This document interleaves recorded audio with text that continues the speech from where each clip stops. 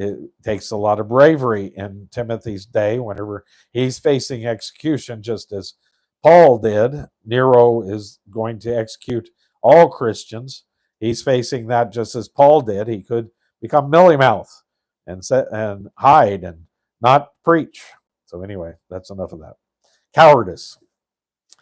A sound mind means discipline. In other words, God does not intend that defeat should be the norm for Christian living. We should be disciplined Christians rather than slaves to our emotions. We are all moved by our emotions, some more than others.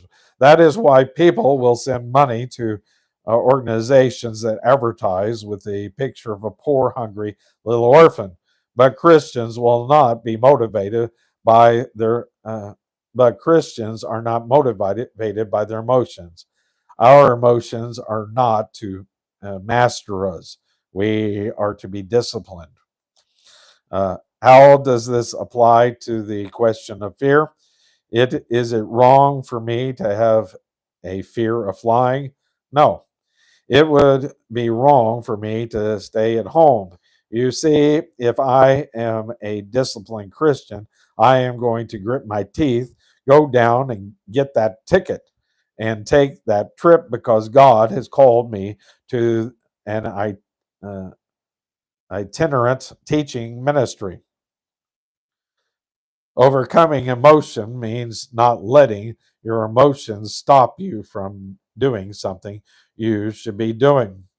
When you have fear of flying, you discipline yourself to fly anyway, but you still live with your emotions.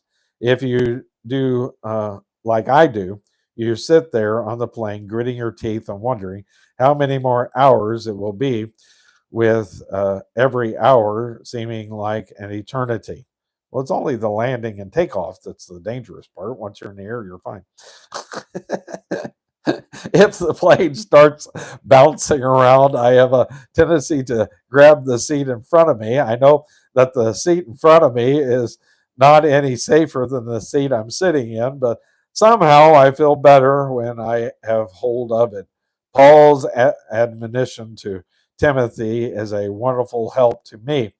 God is telling me that I am not to be a defeated Christian.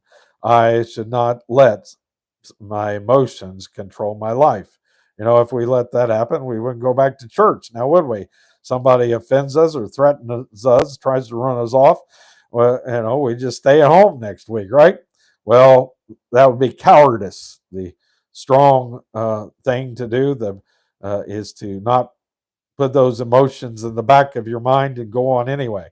On a tour to Bible lands, I don't want to go with the tour to Egypt because on a previous trip I had a bad experience there. I was very emotional about it. I didn't like Cairo and I didn't want to go there, but the Lord forced me to overcome my feelings. I had planned to go ahead to Jerusalem, rest there a couple of days, and wait for the tour to reach me. But every hotel was filled, and we couldn't get a reservation. Then I thought of another way. I could stay in Athens and then just fly into Jerusalem at the same time the tour group did. But do you know what? There wasn't any hotel space in Athens either. The only place I could go was to Cairo. The Lord made me overcome my emotions, and I am thankful He did because I had a delightful visit and I learned a great deal. He gives some little weak a few weak examples. Of course, I'm sure his fear of flying is very similar to the examples I gave. But one of the things that came to me is people are afraid to go knock on a door these days. They're afraid of what's behind the door. They don't know what there is going to be there. Well, that's cowardice to not be willing to go door knocking, telling people about Jesus. If the Jehovah Witness can do it, they put us to shame, then we can do it, can't we? Get out there and knock on doors. And don't be a coward is what you're being. That's all they are, is cowards. Cowardice is not